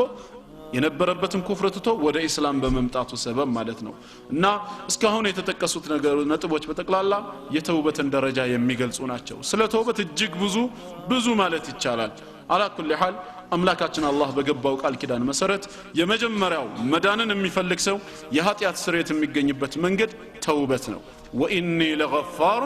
ሊመን ታብ ለተጸጸተ ተውበት ላደረገ ስላለ ቀጠለና በሁለተኛ ደረጃ ደግሞ ያስቀመጠው መስፈርት ምንድነው ወኢኒ ለገፋር ሊመን ታበ ወአመን ላመነ ሰውም ጭምር አለ በሁለተኛ ደረጃ ምን ያስፈልጋል ኢማን ያስፈልጋል ማለት ነው አንደኛ በአላህ ላይ ያለን እምነት ሊስተካከል ይገባል እኛ ሙስሊሞች ጌታችን አምላካችን አላህን ስናምን አንደኛ እሱ የፍጥረታት ሁሉ ጌታ የሁሉ ነገር ፈጣሪ ይሄን ግዙፉን ዩኒቨርስ ካለ መኖር ወደ መኖር ያመጣ ለሁሉ ነገር ህልውና የሰጠ ሁሉን ነገር በብቸኝነቱ በጥበቡና በእውቀቱ የፈጠረ አንድ አላህ ነው ብለን ሩቡብያን ጌትነትን የሱ ንብረት ብቻ ልናደርግ ይገባል ለይሰ ለሁ ሸሪኩን ፊል ኸልቅ በመፍጠር ረገድ አላህ ተጋሪ የለው ከጎኑ የነበረ ሰራተኛ ዋና ሰራተኛ ረዳት አማካሪ የሚባል ነገር በሌላ እምነት ውስጥ እንደተጻፈው በእኛ ውስጥ ግን አይሰራም አላህ በራሱ ዕውቀት በራሱ ጥበብ ሁሉን ነገር ካልነበረበት ያመጣ ጌታ ነው ለዚህ ነው ሰማያትና ምድርን መፈጠራቸውን ሲገልጽ በዲዑ السماوات والارض ይላል በዲዕ من غير مثال سابق ቀዳማይ የሆነ ፎርም ሳይመለከት በራሱ ዕውቀት በራሱ ጥበብ ብቻ ካልነበሩበት ወደ መኖር ያመጣ ማለት ነው ሰው አንድን ስራ ሲሰራ በዛ መስክ ላይ የተሰሩ ስራዎችን ቅድሚያ ምን ያደርጋል ያያል ይመለከታል ወይም ፕሮፎርማ ያሰባስባል ማለት ነው ከዛ በኋላ እሱ ወያሳንሶ ወያስመስሎ ከቻለ ማስበልጦ ይሰራል ማለት ነው አምላካችን አላህ ግን በራሱ ዕውቀትና ጥበብ ነው ፍጥረት የተባለው ነገር ሁሉ ካለ መኖር ወደ መኖር ያመጣው ይሄ አምላካችን የአላህ ንብረት ብቻ ነው ሩቡብያ የሱ ሐቅ ነው ማለት ነው ይሄንን ያመነ ሙስሊም ደግሞ በሁለተኛ ደረጃ ተያይዞ ምንን ያምናል ማለት ነው ኡሉሂያ ዒባዳ የአላህ ንብረት ብቻ እንደሆነ ይረዳል ማለት ነው ታዳ አምልኮ የሚገባው ዒባዳ ልንገዛው የሚገባው ይሄው አንድ አምላክ አላህ ብቻ ነው የሚለውን ያምናል ስለዚህም ሙስሊም በህይወት ዘመኑ ማለት ነው ራሱን ካወቀበት ጊዜ አንስቶ እስኪሞት ድረስ የሚሰግደውም ሆነ የሚጾመው የሚለምነውም ሆነ የርዳታ ጥያቄ የሚጠይቀው ለአንዱ አምላካችን አላህ ብቻ ነው ማለት ነው ከዛ ውጪ ፊቱን ወደ መላእክት ወይም ወደ ነቢያት ጻድቃንና ሰማዕታት ወይም ጂኒዎችና ሙታን አካላቶች ላይ ጥሪ የሚያደርግበት ፊቱን የሚያዞርበት ምክንያት አይኖርም በሱ መፈጠር በሱ ወደ ህይወት መምጣት ላይ እነዚህ ፍጡራኖች ድርሻ የላቸውም በእናታችን ማህፀን ውስጥ 9 ወር እንደዛ ተሰርተን ስንወጣ መላእክቶች ምን ያበረከቱት አስተዋጽኦ አለ ቢባል ምንድነው መልሳችን ምንም ነው ነቢያትም እንደዛው ለምን እነሱም እንደዛው ነው የተፈጠሩት ወልዮችም አላህም በዚህ ዱንያ ላይ ያሉ የትም ስፍራ ላይ ፈርተውት ትእዛዙን ጠብቀው የሞቱ መልካም የአላህ ባሪያዎች ማለት ነው እነሱም ቢሆኑ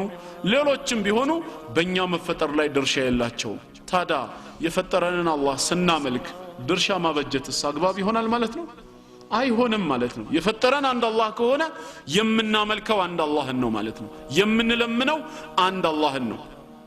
አለበዛ ከወልዮች መካከል አንዱን መርጠን እከሌ ድረስልን የምንለው ከሆነ ቀና በጅተን ማለት ነው ባንተ ይሁንብ የምንለው ከሆነ ከሌሎቹ ታዳ በምን ተለየን ዛሬ 19 ነው ቀኑ ጅብሪል ነው ወይም 12 ነው ሚካኤል ነው ብለው በሚካኤልና በጅብሪል ስም ከሚለምኑት በምንድነው እሺኛ የምንለየው እነሱ በእነሱ ስም ሲለምኑ ሚካኤል ይከተል ጅብሪል ይከተል ሲባል ከሐቅ መንገድ ተሳስተዋል ብለን የምናምን ከሆነ በተቃራኒው ያንን እኛ እየሰራ ነው ከሆነስ እንደውም እኮ እነሱ መላእክት ነው እየጠሩ ያሉት ማለት ነው ስለዚህ ይሄን ነገር ለናስብበት ይገባል ማለት ነው ሙስሊም በህይወት ዘመኑ በደስታው ሰዓት የሚያመሰግነው አላህን ነው በችግሩ ሰዓት ደግሞ የርዳታ ጥያቄ የሚጠይቀው አላህን ብቻ ነው ማለት ነው ከሱ ውጭ ዒባዳ የሚገባው ማንም አካል የለም ማለት ነው ሐታ ስንምል እንኳን የሙስሊም መሐላ ግልጽ ነው ወላሂ ነው አይደለም ከዛ ውጭ ሌላ መሐላ የለም እርድና ወይ ግርድና አይባልም አባቴ ይሙት ማለት ለምንድነው አባቴም ይሞተው ስትምል ወይንም ደግሞ እጁን ይዘረጋና ሐቂቃ ይሄን ተናግራህላው እስኪ መታው እጄን ይለዋል ለምንድነው የሚመታው አንዳንዶች ሲተረጉሙት ያው ባንተ እጅ ስለበላሁኝ ባንተ እጅ ስለጠጣው አሁን አልዋሽም በዚህ በበላሁበት እጅ ለማለት ነው ይላሉ ምን ይከለክለዋል ቢመታው ካሁን ባላንጀራው ይቆማል እንዴ ለመብላት ሐቂቃ ያ ከሆነ ሪሊ አንድ ሰው በንጹህ አእምሮ ካስበው ትርጉም አልባ ሆኖ ነው የሚያገኘው ወይም አንዳንዱ አይኔን ግንባር ያርገው ይላል እንደማይሆን አውቆ ነው አላህ የፈጠረው ፍጥረት የተስተካከለ መሆኑን ተረድቶ ነው እንደዚህ አይነት መሐላዎች በእስላም ውስጥ አግባብነት የሌላቸው ናቸው ምን አለ አንዳንድ ጊዜ እንደው ካደጋና ከንትን ለመውጣት ነው ብላችሁ ካሰባችሁ ካልዳነ ይሙት ለምን አትሩም ታዲያ? ከዚህ በፊት ሰዎች እንደዛ ሲናገሩ ከልቡ እየማለ ነው እንደ ባባቱ ስም ይምላል ካልዳነ ይሙት ይላል። ኋላ ላይ ምን ማለት ነው ሲባል አይ ሰውየው ካልዳነ ይሙት ማለቴ ነው ይላል።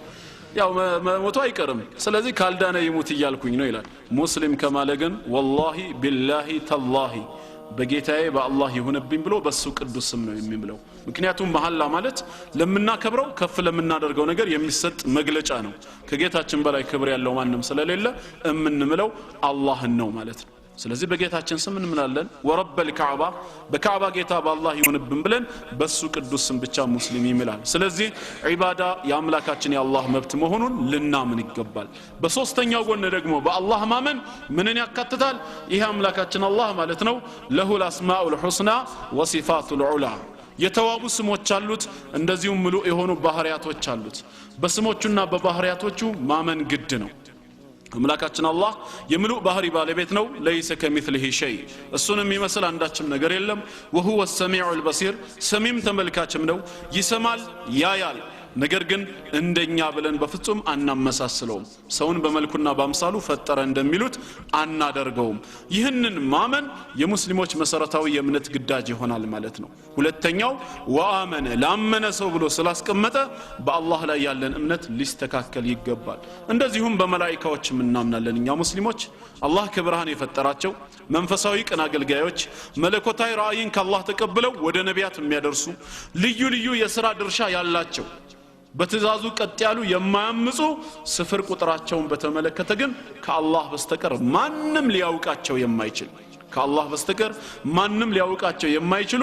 እጅግ ብዙ ፍጥረታት መላእክቶች እንዳሉት አምነን ልንቀበል ግድ ነው። በክብር ከሰው ልጆች አላህ ዘንድ የላቁ የተሻሉ መሆናቸውን እናምናለን። ልዩ ልዩ የሥራ ድርሻ ያላቸው ኃያላኖችም ናቸው። አንዳንድ ጊዜ ትምህርት እንድናገኝ የራሳችንን ማንነት እንድንረዳ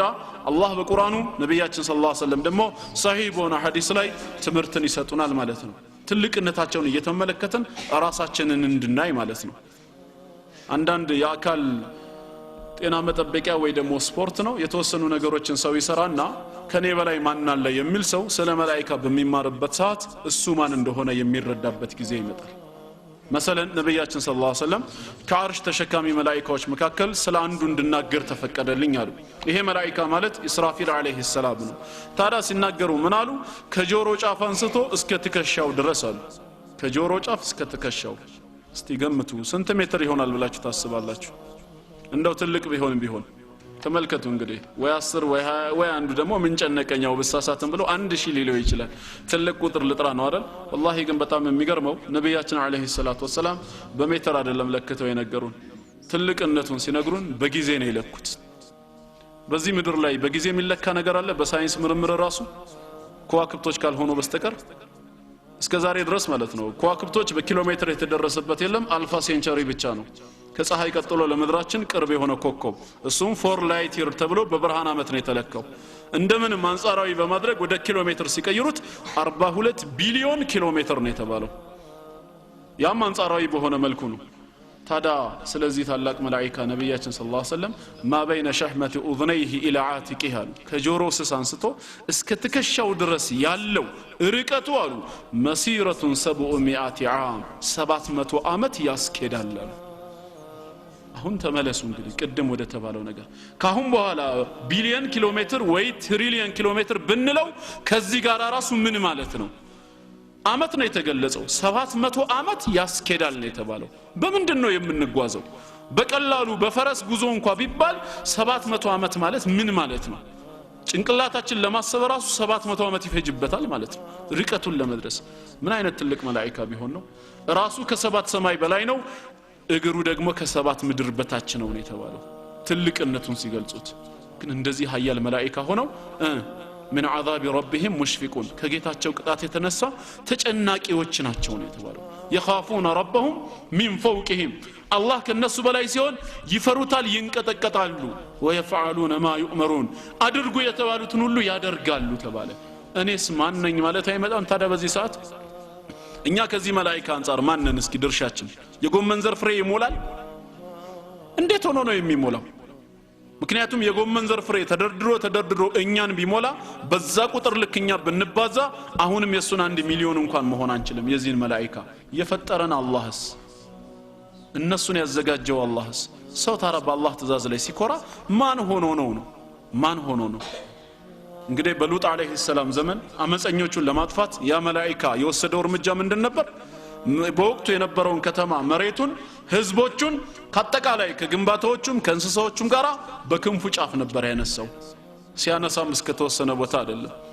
የክብደት ሚዛን ተወዳዳሪዎችን ተመልክታቸዋል አይደለም ከፍተኛ ክብደት ያለውን ነገር ከመሬት እስከ ደረታቸው ወይም ከቻሉ እስከ ጭንቅላታቸው ወደ ላይ ያነሱትና ከዛ ወዲያው ያወርዱታል አይደለም ጠንካራ የሚባሉት ይሄ አምላካችን አላህ የፈጠረው መላእክት በአንድ ክንፉ ጫፍ መሬትን ህዝቡን በጠቅላላ በውስጧ የነበሩትን ግንባታዎችንና እንስሳዎችን ሁሉ ከመሬት አነሳ መሬትን ባንሳት በራሱ ምን አይነት ታላቅ መላእክት መሆኑን ነው የሚገልጸው ያ ብቻ ሳይሆን እስከት ወሰደው ሰማይ ጫፍ ነበር ያደረሰው መላእክቶች የዶሮና የውሻ ጩኸትን እስኪሰሙ ድረስ ነው ከዛ በኋላ ነው فجعل عاليها سافلها የስሩን ወደ ላይ አድርጎ ገለበጠው በአላህ ትእዛዝ ሲያጠፋቸው ማለት ነው እንደዚህ አይነት ኃያል የሆኑ መላእክቶች እንኳን አላህን የሚፈሩ ናቸው ማለት ነው ነብያችን ሰለላሁ ዐለይሂ ወሰለም ለምንድነው ሚካኤል ሲስቅ የማላየው ብለው መላእክቱ ጅብሪል አለይሂ ሰላምን ጠይቀውት ነበር ምን ብሎ መላእክት ሰጣቸው መላእክቱ ጅብሪል አለይሂ ሰላም አላህ ጀሃነም እሳትን ከፈጠረበት ጊዜ ጀምሮ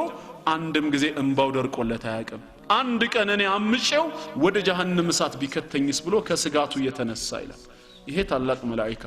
ታዲያ والله ሐቂቃ አሁንኛ ምን ኖረው በረህመቱ ነው በስራችን ይሄንን ስንመለከት የእዝነቱ ስፋት ነው والله የሚያኖረን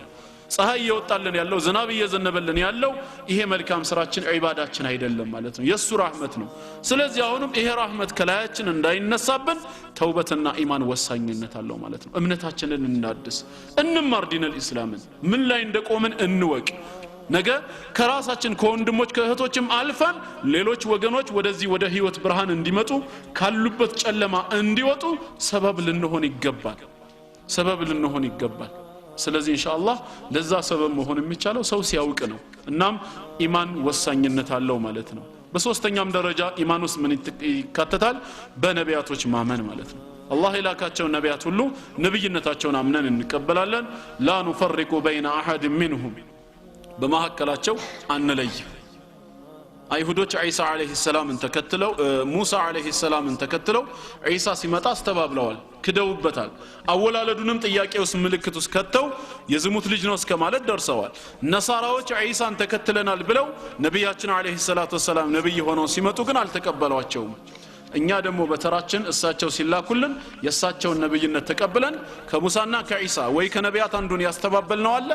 የለም ሁሉንም ማምነን ተቀበለናል ነቢያት ሁሉ ዕውቅና ያገኙት በነብያችን ሰለላሁ ዐለይሂ ወሰለም ማንነት ውስጥ ነው እሳቸው ሲያስተምሩን ወነብዩና ሐቁን እንዳሉት ሁሉም ነቢያቶች እውነተኞች ናቸው ብለን ልናምን ይገባል መለያየት አይሰራም እዚህ ቦታ ማለት ነው ምክንያቱም በእሳቸው ነብይነት የሚያምን ሰው ለምን አመንክ ተብሎ ቢጠየቅ አጎቴ ስለሆኑ ብሎ ምላሽ አይሰጥም በዘራ እንገናኝማ እሳቸው አረብ ናቸው እኛ ደግሞ ሐበሻ ነን ግን ለምንድነው ያመነው አላህ ነብይና መልእክተኛ አድርጎ ለዓለም ረህመት ስለላካቸው ነው ታዲያ በእሳቸው ነብይነት አላህ በላከው ያመነ ሁሉንም ማምኖ መቀበል ስላለበት አላህ የላካቸውን ሁሉ ማመን የሙስሊሞች ግዳጅ ይሆናል ማለት ነው ነቢያትን ሁሉ እንደ ነብይነታቸው እናምናለን ነገር ግን አናመልካቸው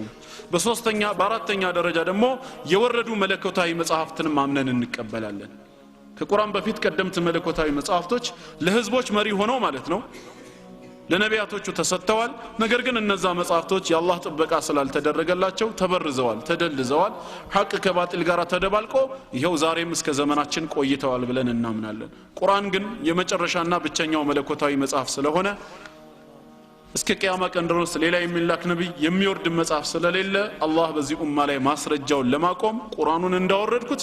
እኔው ጠብቀዋለሁ ብሎ ቃል ኪዳን በገባለት መሰረት ይሄው እስከ ዘመናችን ተጠብቋል ወደፊትም ተጠብቆ የሚቆይ ብቸኛ መለኮታዊ መጽሐፍ ነው ይሄንን እናምናለን አምስተኛ ከሞት በኋላ ህይወት መኖሩን ሙስሊም አምኖ ይቀበላል ከእንስሳ የምንለየውም አንደኛው ይሄ ነው ብዙ ጊዜ ሰው ከእንስሳ በምን ይለያል የሚል ጥያቄ በትምህርት ቤት ውስጥ ስንጠየቅ ምንድን ነበር የምንመልሰው ምላሽ በማሰብ ይባላል ምን ማለት ነው ግን ማሰብ ማለት በሁለት ነገሮች መካከል መለየት የሚጠቅምን ከሚጎዳ ለይቶ ማወቅ ከሆነ ይህንን የማድረግ ችሎታ እንስሳቶች የላቸውም እንዴ? ይሄ ከሆነ እነሱም አላቸው። በግቢ ውስጥ የሚያድግ እኮ ውሻ የግቢ ተከራይና ባለቤቱን ከመንደርተኛ ወይንም ደግሞ በዛ አካባቢ ከሚተላለፍ ከሌባም በላይ ለይቶ ያውቃል ማለት ነው። ለዚህ ነው ባለቤቱ ሲመጣ ቶሎ ሩጦ እግሩ ስር የሚሆነው።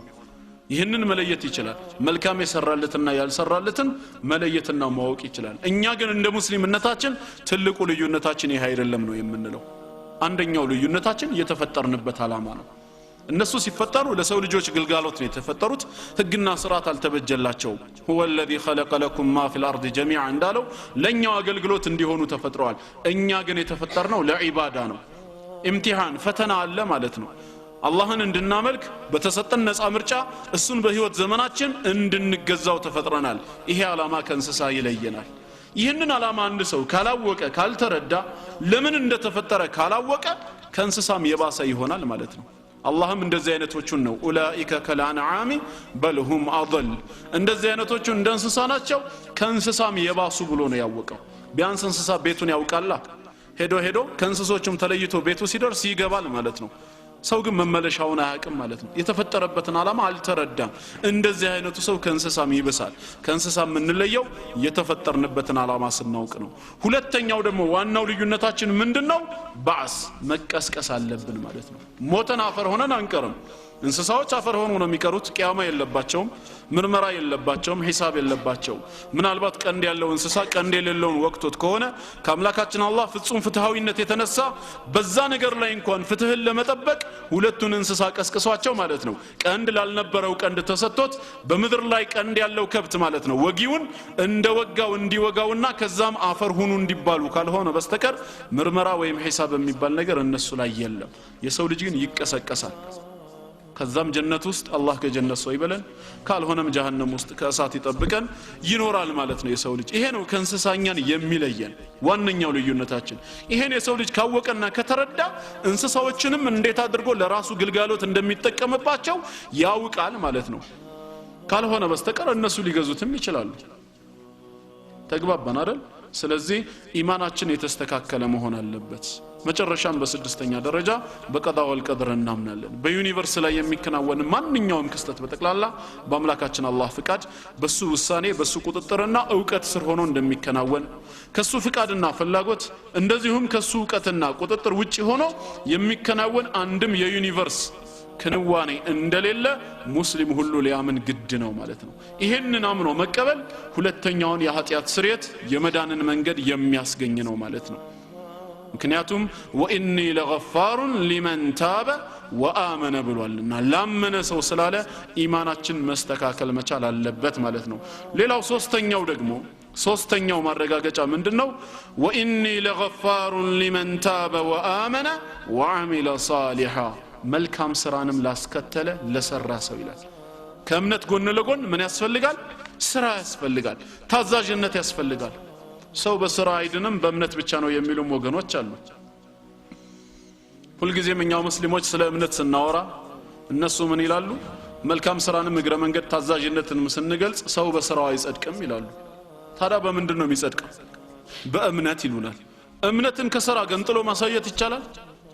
አንድ ሳንቲም ስንት ገጽታዎች አሉት?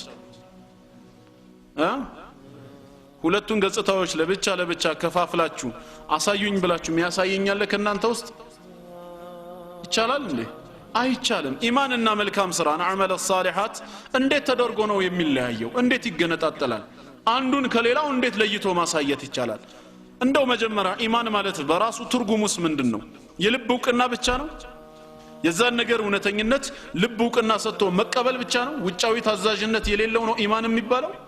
ያማ ኢማን ተብሎ አይጠራም። ኢማን ብሎ ማለት ማ ወቀረ ፊል ቀልቢ ወሰደቀሁ العمل ልቦና ዕውቅና ሰጥቶት አምኖ ተቀብሎት አካል ደግሞ በታዛዥነት የገለጸው ከሆነ ኢማን ተብሎ ይሰየማል ማለት ነው። ሰውየው በውስጡ ትክክለኛ እምነት ኖሮት ውጫዊ ማንነቱ ግን መጥፎ ነው ማለት እንዴት ነው ግን ትርጉሙ በራሱ? ሰው ልቡ ከተስተካከለ ልቡ በኢማን ካጌጠ ውጫዊ ማንነቱም ይስተካከላል መነጣጠል አይቻልም ነብያችን ሰለላሁ ዐለይሂ ወሰለም አላ ወኢነ ፊል ጀሰዲ ሙድጋ ኢዛ ሰለሐት ሰለሐ الجسد كله በሰውነታቸው ውስጥ ቁራጭ የሆነች ስጋ አለች እሷ ከተስተካከለችና ከበጀች ሰውነቱ ሁሉ ይስተካከላል ወኢዛ ፈሰደት ከተበላሸች በተቃራኒው ፈሰደ الجسد كله ሰውነቱ ሁሉ ይበላሻል አላ وهي القلب አዋጅ እሷ ምንድነች ልብ ነች ልብ በኢማን በተቅዋ በተወኩል በመሳሰሉት የልብ ስራዎች ማለት ነው ካጌጠ ማለት ነው የተቀረው ሰውነታችን ደግሞ በታዛዥነት በመልካም ስራዎች ይዘጋጃል ለማድረግ ማለት ነው ካልሆነ ውስጡ ከተበላሸማ ኒፋቅ ካለበት ሌላም ካለበት ለአመጽ እንጂ ለኸይር ስራ የተገራ ማንነት ሊኖር አይገባም ኢማንና መልካም ስራን በፍጹም መነጣጠል አይቻልም ነጣጥሎ ማሳየት አይቻልም ስለዚህ እንደ ሙስሊሞች እምነትና እንደ ሐቂቃው ሰው የሚድነው እምነቱን በስራ ገልጾ ሲታይ ነው የምንላቸው በእምነት ብቻ መዳን አይቻልም በስራ ብቻም ሊዳን አይቻልም ያማ ከሆነ ታዲያ ኢብሊስ የሚጠፋው በምንድነው ኢብሊስ የአላህን ጌትነት አያምንም ነበር እንዴ ለዓነቱላሂ ዐለይሂ አያምንም ያምናል ስላመነም ነው ከነበረበት ጀነት ከዛ ከድሎት ስፍራ ሲባረር ቃለ ረቢ አለ ገና ሲጀምር ጌታዬ ሆይ አለ አላህ ጌታው እንደሆነ ያምናል فانظرني الى يوم يبعثون ሰዎች እስከሚቀሰቀሱበት ቀን ድረስ አቆየኝ አለ ህይወትን መስጠት የሚችል ማቆየት የሚችል አላህ ብቻ መሆኑን እሱም ያውቃል ግን ምን ያድርግ ይሄ እምነቱ እውነተኛ እምነት ልቡ ላይ የተረጋገጠ ቢሆን በታዛዥነት ይቀበለው ነበር ሐቂቃ ግን አላህ ካፊር ነው ብሎ ገለጸው ለምን የታዘዘውን ትእዛዝ እምቢ አለ አደምን አለይሂ ሰላም ከሌሎች ነገራቶች ለይቶ አምላካችን አላህ ቀጥታ በእጁ ስለሰራው በእጁ ስለፈጠረው የአክብሮት ስግደት ዒባዳ ሳይሆን የአክብሮትን ስግደት ስጁድን ወረዱ ሲላቸው ሁሉም መላእክቶች ታዘዙ ኢላ ኢብሊስ እነሱ ታዛዥ ሆነው ሲሰግዱ ኢብሊስ ብቻ ቀረ አባ ወስተክበረ ወካነ ሚነል ካፊሪን እምቢ አለ ኮራ በክህደቱና በእንቢተኝነቱ ምክንያት ከካፊሮች ሆነ ይላል ስለዚህ እሱ ለኩፍር የዳረገው የትኛው ነው እንቢተኝነትና ክህደቱ ነው ማለት ነው ኩራቱ ነው ታዛዥነት አለመኖር ነው ተግባባን አይደል ኢብሊስ አንድ ስጁድ እምቢ ብሎ በኩራተኝነት ከጀነት ተባሯል 5 ወቅት ሰላት አልሰግድም የሚል ሰውስ ስገድ ተብሎ ዋጅብ መሆኑን አምኖ እምቢ የሚል ሰው እንግዲህ ምን ይጠብቀዋል የሚለውን ሁሉም ሰው ሊያስብበት የሚገባ ጉዳይ ነው ማለት ነው ስለዚህ ኢንሻአላህ ከኢማን ጎን ለጎን መልካም ስራ ወሳኝነት አለው ማለት ነው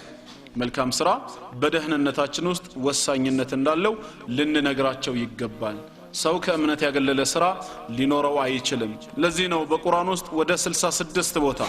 66 ቦታ ላይ ኢማንና መልካም ስራ ተያይዞ ሲመጣ ነው የምናየው አላህ በጊዜያቱ እየማለ ሲነግረን ሱረቱል ዐስር ላይ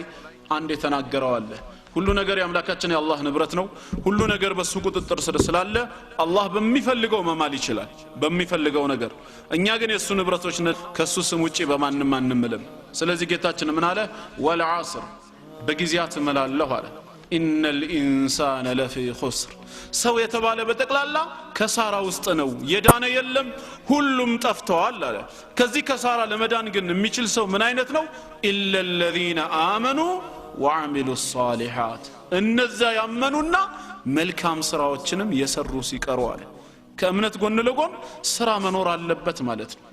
ከዛም ወተወሰው ቢልሐቅ ይህንን እውነታ ይህን ታላቅ አደራ ለሰዎች አደራ በማለት መልእክቱን የሚያስተላልፉ ዳዕዋ የሚያደርጉ ምናልባትም በዳዕዋ ላይ እንቅፋት ይኖራልና ችግር በሚገጥማቸው ሰዓት ወተዋሰው ቢልሰብር በትግስትም አደራ የተባባሉት ብቻ ሲቀሩ ይላል ስለዚህ ስራ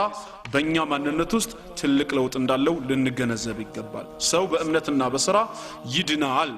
የደህንነት ጎዳና ነው ብለን እናምናለን በቁርአን ውስጥ በብዙ መልኩ ስለ ኸይር ስራ አምላካችን አላህ ገልጾታል hatta ኃጢያትን እንደሚያስወግድ ኢነል ሐሰናት يذهبن السيئات ይላል አምላካችን አላህ በሱረቱ ሁድ ላይ መልካም ስራዎችም የሰውን ኃጢያት ያስወግዳሉ የሚል የሰውን ኃጢያት ያስወግዳሉ አንድ የሰማሁት ነበር ከዚህ በፊት በኢንተርኔት ፓልቶክ ላይ ያ ውጭ ሀገር ከሚገኙ ሙስሊም ወንድሞቻችንና ክርስቲያን ወገኖቻችን ጋር ስንወያይ ነው እና በመልካም ስራ ጉዳይ ላይ ስላለው ሁኔታ እኛ ሙስሊሞች የምናምነውን እምነት ስናብራራላቸው በዛ የሙስሊሞች ሩም ውስጥ ነው ክርስቲያኖች ተራው ደርሷቸው ማይክ ይዘው ምን አሉ በእግዚአብሔር ዘንድ 9 ከ10 የሚባል ነገር የለም አለ አንዱ ሲናገር ምን እንደሆነ ገብቷቸዋል ለምሳሌ አንተ 10 ነገሮችን ታዘህ 10 ነገሮችን እንድትተገብር ማለት ነው ትእዛዝ መጥቶልህ ግን ተግብራቸው በአንዱ ብታጠፋ 9 ከ10 የሚባል ነገር በእግዚአብሔር ዘንድ የለም 0 ከ10 ነው የምትባለው አንዱን ካጠፋ ሁሉን እንዳጠፋህ ይቆጠራል ስለዚህ ስራ እንድናለን በላችሁ ካመናችሁ 100% ፐርፌክት መሆን አለባችሁ ይላሉ ካልሆነ 9 ከ10 የሚባል ነገር 80 ከመቶ የሚባል ነገር የለም ግን ሐቂቃ ይገባችኋል አሁን ይገባችኋል ትረዱታላችሁ ምንስ ማለት እንደሆነ ምን ማለት ነው እሺ ትርጉሙ እንዴ ሰው እንዳቀሙ ነው አይደለም መሄድ ያለበት አላህ لا يكلف الله نفسا الا وسعها ብሏል ነፍስን ከችሎታ በላይ አላስገድድም ማለት እንደተባለው ዘጠኙንም አላህ ወፍቆህ እንድትሰራ ካደረገ ይሄማ ታላቅ እድል ነው እንደተባለው በአንዱ ወደክ ለወደከው ነገር ጊዜ ካለ ኢስቲግፋር ተጠይቀው በት ትገባለህ እንጂ በቃ በአንዱ ስትወድቅ ምን ሆኗል ዘጠኙም የቀረው እንዴ ምን አይነት አስተሳሰብ ነው ግን ይሄ አላህ ኢና ላ ኑዲዑ አጅረ መን አህሰነ አመላ ያለ ስራውን ያሳመረ ሰው ምንዳውን አናባከንበትም እኮ ያለ ነው አምላካችን አላህ ስለዚህ ኦሬዲ አንተ ታዛዡን መባሉ ትርጉም አልባ ነው ማለት ነው በቃ ታዳኛም ፊት መልኩን እንቀይረውና ጥያቄውን ለምንድነው እናንተ ከኃጢያት የምትርቁት ነው የምንላቸው ያው እነሱ በኢየሱስ መን እሱ ላንተ ኃጢያት እንደሞተ ካመንክ ትድናለህ ይሉሃል አይደለም ስለዚህ ለኃጢያት የምትርቁት ለምንድነው ስትላቸው አይ ኃጢያት በእግዚአብሔር ፊት አጸያፊ ነው ነገ ያስቀጣሃል ቢሆንም ግን ሰው ነህ አይደለም መሳተህ አይቀርም አይደለም አው አንድ ቀን የሳትክ ቀን ከዚህ በፊት የሰራሃቸው ኸይሮችን ማብሮ ምን ያደርገዋል ይደመስሰዋል 0 ከ10 ተብሏል መጀመሪያ ወይስ እነሱ ጋር ማርኩ ይለያል ስለዚህ እዛም 0 ከ10 ከሆነበት ኸይር ስራ መስራቱ ምንድነው ጥቅሙ የተራበ ስታገኝ የምታበላው የታረዘ የምታለብሰው ማለት ነው እንደዚሁም ለሌሎች ለችግርተኞች የምትደርሰው አንተ ጋር ምን ጥቅም አለው አይ በእግዚአብሔር ፊት የማገኘው ነገር አለኝ ጥሩ ነገር አለ ካልክ እነዚህን ሁሉ ጥሩ ሰርተ አንድ ቀን ስታጠፋ ስራውንም ሁሉ አብሮ ሊያጠፋብህ ነው እንዴት ነው የሚታሰበው ይሄ ነገር ይሄ ሎጂካሊ የሚያስኬድ አይደለም ስለዚህ መልካም ስራ በሰው ማንነት ውስጥ ቦታ ሊኖረው ግድ ነው ነብያችን አለይሂ ሰላቱ ወሰለም ኢተቂላህ ሐይቱማ ኩንት የትም ስፍራ ላይ ሆነ አላህን ፍራ ነው የተባልከው ያዘዘህን በመታዘዝ የከለከለህን በመራቅ አላህን ፍራ ሰው ነህና ታጠፋለህ አይደለም ወአትቢ السيئات الحسنه ወንጀል ሲሰራ ጥፋት ሲሰራ ኸይር ሰራን በጎኑ ወዲያው አስከተል ተምሁሃ ያብስልሃልና ያንን ነገር ያካክስልሃል ያብስልሃልና መልካም ስራን ከመስራት ወደ ኋላ አትበል ሰው ወንጀል ሰርቶ ተውበት ብቻ ሳይሆን በኸይር ስራም እንደዚሁ ሊያሰርዘው ይችላል ማለት ነው ወኻሊቅ الناس بخلق حسن ሰዎችን ስትቀርባቸው በጥሩ የሆነ ስነ ምግባርም ቀረባቸው ብለዋል ስለዚህ መልካም ስራ ለደህንነታችን ሌላ አንድ መሰረት ነው ማለት ነው ይህንን በተመለከተ አቢ ዘር ረዲየላሁ ዐንሁ የተናገረው ነገር አለ እስኪ ይህንን እንመልከተው ምን አለ أن ناسا قالوا يا رسول الله عليه الصلاة والسلام سوّج نبياتنا صلى الله عليه وسلم زند متوا سموتا قربوا واسموا له من قالوا ذهب أهل الدثور بالأجور أهل الدثورج بأجر بمندا إنيان تسون هدو قدمون قالوا يصلون كما نصلي إنيان دم من سجدوا يسجدوا نبر ويصومون كما نصوم عند من صوموا يصومالو بزي ملكام سرا أبرن يتجوازن يتشكدادمن ياله ويتصدقون بفضول أموالهم በነበራቸው ትርፍ ሀብት ትርፍ ገንዘብ ግን ሰደቃ ያወጡ ነበር እኛ ይሄንን ሰደቃ የምናደርግበት ደሞ ስላልነበረን በዚያ አጅር ቀደሙን ምን እናደርግ ብለው ይሄው ማምከርን ጠየቁ ከነብያችን ሰለላሁ ዐለይሂ ወሰለም አው እውነተኛ ሰው ለአኺራው የሚያስብ ሰው ምን አይነት መዝገብ ነው በአኺራ የማዘጋጀው ብሎ ያንን ነው ሊያስብ የሚገባው ማለት ነው ስለዚህም ይሄንን ጥያቄ ሲያቀርቡ ነብያችን አለይሂ ሰላቱ ወሰለም ዘንድ ጥያቄ ጠይቆ መልስ ያጣማንም አልነበረምና ከዛም መልእክተኛው ምን አሏቸው አወለይሰ ቀድ ጀዐለ አላሁ ለኩም ማ ተሰደቁነ ቢህ አላህ እናንተ ሰራሳችሁ ሰደቃ የምታወጡበትን ነገር አላዘጋጀላችሁም እንዴ ያሏቸው ከዛም ሲያብራሩላቸው ምን አሉ ኢነ ቢኩሊ ተስቢሐቲን ሰደቃ በእያንዳንዱ ተስቢህ ሱብሃንአላህ ብሎ መናገር በራሱ ሰደቃ ነው ምጽዋት ነው አጅር አለው አሉ سبحان الله الله كقدول بحري هلو يتقرانو إياله سويو أقموس كچالو درس دقاقمو بيل وبكل تكبيرة صدقة الله أكبر الله كهلو نقر بلاي تالاك نو بلن يسون ماننت يمنقل صبتم صدقان هم وكل تحميدة صدقة الحمد لله مسغانا بتقلا الله يميقباو لاندو جيتاچن الله بچانو مالت وكل تحليلة صدقة لا إله إلا الله أي لا معبود بحق إلا الله كان دو الله بستكر ونتنيا أملكو يميقبو يلم بلو لا إله إلا الله نمالتنو ببزات موسات صدقانو وأمر بالمعروف صدقة ونهي عن المنكر صدقة سوچن بملكام نجر اندي سارو مازز كمطفو نجر دغمو مالتنو اندي تاقبو مكلكلم صدقانو وفي بضع أحدكم صدقة عندهم سياتناققونا سيزغو منالو كنانተ ውስጥ አሉ ያው ይሄ ሐዲስ እንግዲህ ትርጉሙም የሚገባቸው ወይም በተግባር የሚጠቅማቸው ላገቡት ብቻ ነው ከናንተ ውስጥ ከሚስቶቻችሁም ጋር መገናኘት ሰደቃ ነው አሉ አጅር አለው አሉ ያላገባችሁ እንግዲህ በዚህ አጅር ተቀደማችሁ ማለት ነው ሱብሃንአላህ አልহামዱሊላህ ላ ኢላሃ ኢላላህ አላሁ አክበር የሚለውን ካገቡ ወንድሞቻችሁ ጋር አብራችሁ ብትልም ወንድሞቻችሁ በዚህ አጅር እየበለጧችሁ ነው ማለት ነው በዚህ ሰዓት አሁን ሰው በጭንቅላቱ ሲያስበው ግራ ሊገባው ይችላል ሰው የራሱን ስሜት ለማርካት ራሱን ለማስደሰት ብሎ ሄዶ ከሚስቱ ጋር ፍራሽ ላይ መተኛቱ እንዴት አጅር ይሆናል ነው አይደል ነገሩ ልክኛ ግራ እንደሚገባን በወቅቱ የነበሩትም ሰሃባዎች ሰው ናቸውና ግራ ገብቷቸዋል ግን ግልጽነት ያለበት ነው እምነታችን ሚስጥርና ወይም ጥያቄ አትጠይቅ ከጠየቅ ትቀሰፋለህ አይደለምና ሰው ያልገባውን ነገር በግልጽ ይጠይቃልና ለዛውም ነብያችን ሰለላሁ ዐለይሂ ወሰለም ነው ሐቅ ነው በሐቅ ማፈር የለም ራሳቸው ነብያችን ሰለላሁ ዐለይሂ ወሰለም ምናሉ ልክ ወዲያው ይሄኛውን ሐዲስ ሲሰሙ قالوا يا رسول الله عليه الصلاه والسلام انت يا الله ملكتኛ ሆይ አሉ ምን ብለው ጠየቁ አያቲ احدنا شهوته ويكون له فيها اجر ከኛ ውስጥ አንዳችን ስሜቱን ለማርካት ብሎ ሚስቱ ጋር ይመጣል ታራ ስሜቱን ለማርካት ብሎ ከሚስቱ በመገናኘቱ አጅር ወይ ምንዳ እንደ ሰደቃ ይቆጠርለታል እንዴ ያሉ አሁን እዚህ ጋር መረጃ አይደለም ያመጡት ቁርአንና ሐዲስን ተንተረሰው አስተሳሰቡን ውድቅ የሚያደርግ ነገር አላመጡም መረጃ ቢያመጡ መረጃን በመረጃ ማስተካከል ይቻላል ጥያቄያቸው የተፈጠረው ከሎጂክ አንፃር ነው አይደል ነብያችን አለይሂ ሰላምም ሎጂኩን በሎጂክ ነው የፈቱት ሲፈቱትም ጥያቄ በማያስከትል መልኩ ነው የፈቱት ታዲያ ምን አሉ እነሱ ስለጠየቁት ጥያቄ ማለት ነው እንዳትረሱ የነሱን ጥያቄ ሰውየው ስሜቱን ለማርካት ብሎ ከሚስቱ ጋር በመገናኘቱ አጅር ይኖረዋል ወይ ብሎ ሲጠይቁ ምን አሉ ነብያችን ሰለላሁ ዐለይሂ ወሰለም አራአይቱም እንግዲያውስ እስኪ እናንተው ንገሩኛ ለው ወضعها في حرام አካን عليه وزر ሴት ልጅ ከጋብቻ ውጪ በሐራም ቢገናኛት ወንጀል አለበት የለበትም ማለት ምንድነው መልሱ በሐራም የተገናኘ ወንጀል ካለበት በሐላል መንገድ የተገናኘውስ እንዴት አጅር አይኖረውም ብሎ ምላሽ ሰጧቸው ምን አይነት አስደናቂ ሎጂክ ነው የመለሱላቸው ሌላ ጥያቄ እንኳን ማስከተል የማይችል ማለት ነው ስለዚህ ይሄ ምንን ያሳየናል ማለት ነው በእስላም የኸይር ስራ መንገዶች እጅግ ሰፊ ናቸው ማለት ነው ሁሉ ጊዜ የኸይር ስራ ሲባል ዋና መሰረት የሆኑት ሶላት መስገድ ጾም መጾም ዘካ ወይም ሌሎች ነገሮች እንዳይታገል እነሱ ቤዚክ መሆናቸው ባያጠራጥርም የኸይር ስራ በሮች ግን እጅግ ሰፊ ናቸው ለዚህ ነው ነብያችን አለይሂ ሰላቱ ሰላም እተቁ النار ولو بشق تمرة ያሉት የቴምር ልፋፊ በቴምር ፍሬ ውስጥ ያለው ሽፋኑን እንኳን ማለት ነው ሰደቃ በመስጠት ለአላህ መንገድ ማለት ነው በማዋጣት እሳትን ተጠንቀቁ ነው ያሉት የሚናቅ ነገር የለም በኸይር ስራ በኩል እቺ ምን አላት አይባልም ምክንያቱም በእስላም ኸይር ስራ ጥፍ ድርም መሆን የሚጀምረው ከስንት ነው ወልሐሰነቱ ቢዐሽሪ አምሳሊሃ በ10 እጥፍ ነው የሚባዛው ይሄ መነሻው ነው 10 መድረሻው ግን ስንት ነው ገደቡ አይታወቅም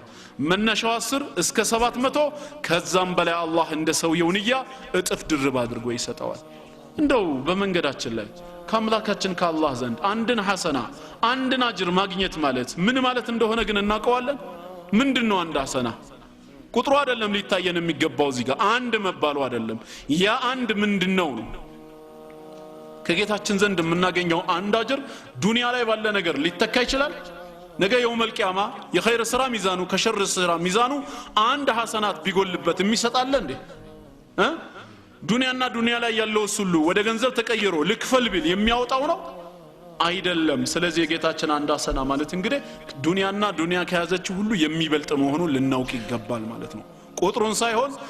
ሰጪው ማን እንደሆነ ልንረዳ ይገባል ለዚህ ነው በሌላ ዘገባ ላይ ራሱ አቢ ዘር ረዲየላሁ ዐንሁ በድጋሚ እንዳወራው قال رسول الله صلى الله عليه وسلم لا تحقرن من المعروف شيئا ከመልካም ነገር ማንኛውንም ቢሆን አሳንሰ ልታይ አይገባም ولو ان تلقى اخاك بوجه طليق ወደ መስጊድ ስትገባም ሆነ ስትወጣ ሙስሊም ወንድምህን ፊት ለፊት ስትገናኘው እንኳን ፈገግታ በተሞላበት ፊት ተገናኘው ይሄም ሰደቃ ነው ለዚህ ነው አንዳንድ ምሳሌ ሲጠቀስ ከፍትፍቱ ፊቱ ይባላል አይደል ምንጩ እንግዲህ ማን ነው ማለት ነው የዚህ ምሳሌ ሐዲስ ነው ማለት ነው። ይኸው ከሐዲስ የወጣ ነው። በመልካም ፊት በጥሩ ፈገግታ መገናኘትህ ለዛ ወንድም ሰደቃ ነው። አለበዛ ተቆጥተ ተኮሳትረ ፊት ለፊት ስትመጣ ቀልቡ ቢሰበርስሽ ምን አርጊው ነው ምን አልኩት ይሄን ያህል ብሎ ወደ ኋላ ያስባል። ቀልቡ ላይ ጥላቻ አድሮበት የባዘ ቢሸሽህስ ግን ፈገግታህን አይቶ ምናልባት እሱ እንደው ማጥፍቻለሁ ብሎ የነበረም ነገር ካለ ያንንም የሚያስረሳው ሊሆን ይችላል። ለዚህ ነው ከነብያችን አለይሂ ሰላቱ ወሰለም ፊት ላይ ፈገግታ ጠፍቶ አይታወቅም የተባለው። የግድና የምር ሆኖ በአላህ ድንበር ላይ ወሰን ሲጣስ ለአላህ ካላቸው ቃት የተነሳ ካልተቆጡ በስተቀር ፊታቸው ራሱ በፈገግታ የተፈጠረ ፊት ነው።